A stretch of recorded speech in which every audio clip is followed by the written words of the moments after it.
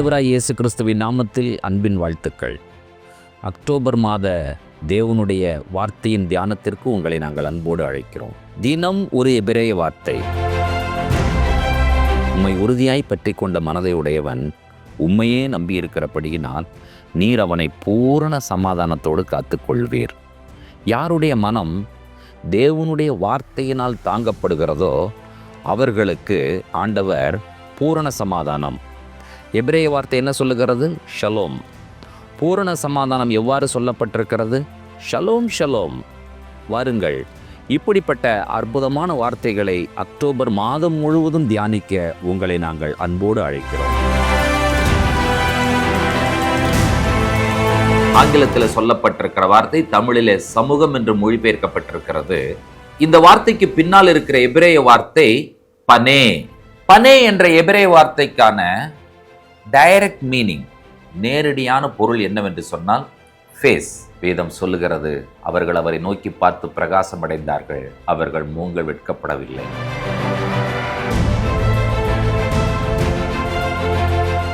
Shalom தினம் ஒரு எபிரேய வார்த்தை. இன்றைக்கான எபிரேய வார்த்தையை யாத்திராகமம் 33:14 நாம் கற்றுக்கொள்ள இருக்கிறோம்.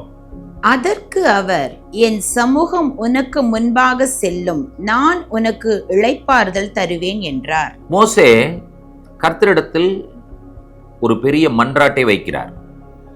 தேவனே, உமது வழி எனக்கு அறிவியும், teach me or show me your way. அதற்கு ஆண்டவரிடத்திலிருந்து பதில் வருகிறது, என் சமூகம் உனக்கு முன்பாக செல்லும், my presence shall go before you. presence ஆங்கிலத்தில் சொல்லப்பட்டிருக்கிற வார்த்தை தமிழிலே சமூகம் என்று மொழிபெயர்க்கப்பட்டிருக்கிறது. இந்த வார்த்தைக்கு பின்னால் இருக்கிற எபிரேய வார்த்தை பனே.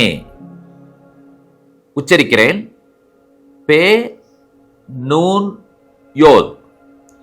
உயிரெழுத்துக்களோடு உச்சரிக்க வேண்டும் என்று சொன்னால் பே காமெட்ஸ் நூன் பெட்டாயோத், பனே. பனே என்ற எபிரேய வார்த்தைக்கான டைரக்ட் மீனிங், நேரடியான பொருள் என்னவென்று சொன்னால் ஃபேஸ், முகம். இப்பொழுது நீங்கள் புரிந்திருக்கிறீர்கள், எந்த இடத்திலெல்லாம் பிரசன்ஸ் என்ற வார்த்தை வருகிறதோ அதற்கு பின்னால் உள்ள எபிரேய வார்த்தை ஃபேஸ், பனே, சமூகம். இப்பொழுது உங்களுடைய வேதாகமத்திலே யாத்திராக 33:14 அந்த வசனத்தை நீங்கள் கவனமாய் கவனித்து பாருங்கள். சமூகம் என்றதான அந்த வார்த்தையிலே மூ சுழித்து விடப்படாமல் இருக்கும். மூ நெடில் அல்ல, குரில். சமூகம் அல்ல, சமூகம். ஏன் அவ்வாறு எழுதினார்கள் என்று சொன்னால் அவர்களுக்கு தெரியும் இது முகம் என்று சொல்லி. தேவனே உமது வழி எனக்கு அறிவியும். கர்த்தர் சொன்ன பதில், என் முகம் உனக்கு முன்பாக செல்லும், நான் உனக்கு இளைப்பாறுதல் தருவேன். My face shall go before you. My பனே, என் பனே உனக்கு முன்பாக செல்லும். இப்பொழுது ஆண்டவருடைய முகம்தான் ஆண்டவருடைய பிரசன்னம் என்பதை நாம் அறிந்திருக்கிறோம். ஆதியாகமத்தின் புஸ்தகத்திலே ஆதாமும் ஏவாளும் பாவம் செய்ததற்கு பிறகு என்ன நடந்தது என்பதை 3ஆம் அதிகாரம் 8வது வசனம் பதிவு செய்திருக்கிறது. பகலில் குளிர்ச்சியான வேளையிலே தோட்டத்தில் உலாவுகிற தேவனாகிய கர்த்தருடைய சத்தத்தை அவர்கள் கேட்டார்கள். அப்பொழுது ஆதாமும் அவன் மனைவியும் தேவனாகிய கர்த்தருடைய சந்நிதிக்கு விலகி தோட்டத்தின் விருட்சங்களுக்குள்ளே ஒளித்துக் கொண்டார்கள். பகலின் குளிர்ச்சியான வேளையிலே ஆண்டவர் உலாவுகிற சத்தத்தை கேட்டார்கள். அப்பொழுது இவர்கள் செய்த காரியம் என்ன? ஆதாமும் ஏவாளும் தேவனாகிய கர்த்தருடைய சந்நிதிக்கு விலகி, சந்நிதி என்றதான தமிழ் வார்த்தைக்கு பின்னால் உள்ள எபிரேய வார்த்தை பனே, ஃபேஸ். தேவனுடைய முகத்திற்கு விலகினார்கள் என்று சொல்லித்தான் சொல்லப்பட்டிருக்கிறது. தேவனோடு முகத்தோடு முகம் உறவு கொள்ள வேண்டியவர்கள், தேவனை முகமுகமாய் தரிசிக்க வேண்டியவர்கள், தேவனுடைய முகத்தை பார்க்க முடியாதபடி அவர்கள் வெட்கத்தால் தலைகுனிந்து நின்றார்கள்.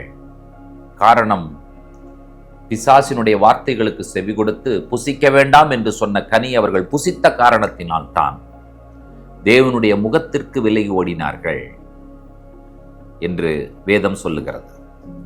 கர்த்தர் யார்? அவருடைய முகத்தை நமக்கு காண்பிக்கிறவர். அவருடைய முகம் நமக்கு காணப்பட்டால் நாம் ஆசீர்வதிக்கப்படுகிறோம், நாம் விடுதலையாக்கப்படுகிறோம். கர்த்தருடைய முகம் நமக்கு தென்பட்டால் போதும், எல்லாமே அவருடைய முகத்தில் இருக்கிறது. உபாகமத்தின் புஸ்தகம் 4ஆம் அதிகாரம் 37, 38 வசனங்களில் சொல்லப்படுகிற காரியத்தை நாம் வாசிக்க கேட்கலாமா? அவர் உன் பிதாக்களில் அன்பு கூர்ந்தபடியால் அவர்களுடைய பின் சந்ததியை தெரிந்து கொண்டு உன்னிலும் பலத்த பெரிய ஜாதிகளை உனக்கு முன்னின்று துரத்தவும் உன்னை அழைத்து கொண்டு போய் இந்நாளில் இருக்கிறது போல அவர்கள் தேசத்தை உனக்கு சுதந்திரமாக கொடுக்கவும் உன்னை தமது முகத்துக்கு முன் தமது மிகுந்த வல்லமையினால் எகிப்திலிருந்து புறப்பட பண்ணினார். கர்த்தர் தம்முடைய முகத்துக்கு முன்பாக தமது மிகுந்த வல்லமையினால் எகிப்திலிருந்து புறப்பட பண்ணினார். தேவனுடைய முகத்தில் என்ன இருக்கிறது என்று சொல்லி கேட்டால், இளைப்பாறுதல் இருக்கிறது, நித்திய ஜீவன் இருக்கிறது, விடுதலை இருக்கிறது, ரட்சிப்பு இருக்கிறது. பனே, உங்களுக்கு ஒரு வார்த்தை தெரியும், பெனியேல். தேவனை முகமுகமாய் கண்டேன் என்று சொல்லி யாக்கோபு அந்த இடத்திற்கு பெனியேல் என்று பெயர் வைத்தார். எப்பொழுது ஏசாவை சந்திக்க வேண்டும், அதற்கு முன்பாக அன்று இரவு முழுவதும் அங்கே ஒரு போராட்டம் நடைபெறுகிறது. யாக்கோபை கர்த்தர் இஸ்ரவேலாக மாற்றுகிறார். அவன் இஸ்ரவேலாக மாற்றப்பட்ட இடத்திற்கு பெயர் வைக்கிறான், தேவனை முகமுகமாய் கண்டேன் என்று சொல்லி பெனியேல். பனே முகம், எல் தேவன். பனேயல் தேவனுடைய முகம், ஃபேஸ் ஆஃப் காட். கர்த்தருடைய முகம் நமக்கு காணப்படும் பொழுது அவருடைய முகம் நம்மை மாற்றுகிறது. ஏசாயா 63:9 ஒரு சந்தோஷமான விஷயம் நமக்கு சொல்லப்படுகிறது. அவர்களுடைய எல்லா நெருக்கத்திலும் அவர் நெருக்கப்பட்டார், அவருடைய சமூகத்தின் தூதனானவர் அவர்களை இரட்சித்தார். அவர் தமது அன்பின் நிமித்தமும் தமது பரிதாபத்தின் நிமித்தமும் அவர்களை மீட்டு பூர்வ நாட்களில் எல்லாம் அவர்களை தூக்கி சுமந்து வந்தார். கர்த்தர் என்ன செய்தாராம்? நாம் படுகிற எல்லா நெருக்கத்திலும் அவர் நெருக்கப்பட்டார். அவருடைய முகத்தின் தூதனானவர் அவர்களை ரட்சித்தார். நம்மை ரட்சித்தது கர்த்தருடைய முகத்தின் தூதனானவர் பனே. அவர் என்ன செய்தாராம்? அவருடைய முகம் நமக்கு காட்டப்படும் பொழுது அவருடைய அன்பு வெளிப்பட்டது. அவர் நம்மேல பரிதாபம் கொண்டார். அவர் நம்மேல் வைத்த அன்பும் அவர் நம்மேல் காட்டின பரிதாபமும் நம்மை மீட்பதற்கு உதவி செய்தது. அவர் நம்மேல் பரிதாபப்பட்டபடியினால் நம்மை தூக்கி சுமந்து வந்தார் என்று சொல்லி சொல்லப்பட்டிருக்கிறது.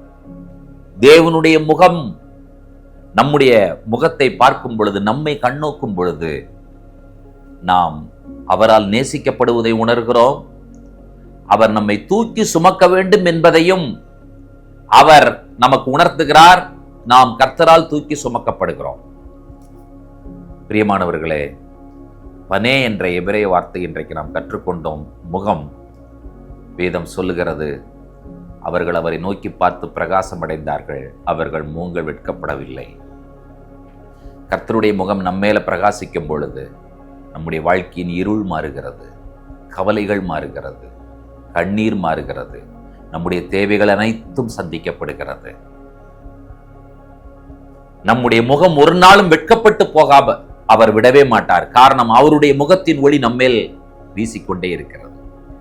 இன்றைக்கு ஒவ்வொரு ரட்சிக்கப்பட்ட தேவனுடைய பிள்ளையினுடைய கட்டாயமான அவசர தேவை என்ன என்ற கேள்விக்கு பதில், அவரை விட்டு நம்முடைய முகத்தை நாம் திருப்பி இருப்போம் என்று சொன்னால், திரும்பவுமாக நம்முடைய முகத்தை அவருடைய முகத்திற்கு நேராய் காண்பிப்பதற்கு நாம் கர்த்தரால் மகனே மகனே என்னிடத்தில் வா என்று சொல்லுகிற அழைப்பின் சத்தத்தால் அழைக்கப்படுகிறோம் என்பதே இன்றைக்கு நாம் பெற்றுக்கொண்ட நற்செய்தி. ஆதாமே எங்கே இருக்கிறாய்? அவனுடைய முகத்திற்கு விலகின ஆதாமை தேடினதைப் போல அவருடைய முகத்தை விட்டு நம்மை விலக்கிக் கொண்ட நம்மையும் ஆண்டவர் தேடுகிறார். கர்த்தருக்கு நேராய் நம்முடைய முகத்தை திருப்ப கர்த்தர் நமக்கு உதவி செய்வாராக. ஜெபிப்போம். உன்னதங்களில் வாசமாகியிருக்கிற எங்கள் அன்பின் ஆண்டவரே, ஆசீர்வதிக்கப்பட்ட அற்புதமான காலை பொழுதற்காய் நாங்கள் நன்றி சொல்லுகிறோம். என் முகம் உனக்கு முன்பாக செல்லும் என்று நீர் சொன்னீரே, உம்முடைய முகத்தின் ஒளியால் நாங்கள் சந்தோஷம் அடைகிறோம், மகிழ்ச்சி அடைகிறோம். எங்களுடைய வெட்கங்களெல்லாம் மாறுகிறது ஆண்டவரே. உம்முடைய முகத்தில் எங்களுக்கு நித்திய ஜீவன் உண்டு, ஆசீர்வாதங்கள் உண்டு. உம்முடைய முகத்தின் மூலமாக எங்களுடைய தேவைகள் எல்லாம் சந்திக்கப்படுகிறது. நீர் எங்களை கண்ணோக்கி பாரும். நாங்கள் சங்கீதக்காரனுடைய வார்த்தைகளை அறிக்கை செய்கிறோம். அவர்கள் அவரை நோக்கி பார்த்து பிரகாசம் அடைந்தார்கள். அவர்கள் மூங்கள் வெட்கப்படவில்லை. எங்களை ஒரு நாளும் வெட்கப்படுவதற்கு அனுமதிக்காத ஒரு ஜீவனுள்ள தேவனை நாங்கள் ஆராதிக்கிறோம். கர்த்தர் தருகிற ஆசீர்வாதமான வார்த்தைகளுக்காய் நாங்கள் நன்றி சொல்லுகிறோம். துதி கன மகிமை உமக்கே ஏறெடுக்கிறோம். இயேசு கிறிஸ்துவின் வல்லமையான நாமத்தில் வேண்டிக் கொள்ளுகிறோம் பிதாவே, ஆமேன்.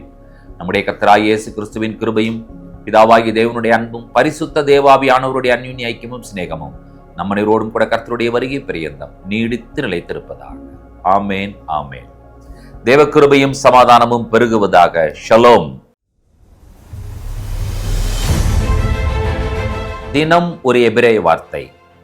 இன்றைக்கான எபிரேய வார்த்தை இமட் என்பதாகும். இமட் என்ற வார்த்தையினுடைய பொருள் உண்மை, ட்ரூத். அதை சத்தியம் என்றும் சொல்லி கூட மொழிபெயர்க்கலாம். உண்மை என்பது என்ன? என்றுமே மாறாமல் இருப்பதற்கு பேர்தான் உண்மை. யார் மட்டும் மாறாதவர்? கர்த்தர் மட்டுமே மாறாதவர். வேதம் சொல்லுகிறது, இயேசு கிறிஸ்து நேற்றும் இன்றும் என்றும் மாறாதவராய் இருக்கிறார்.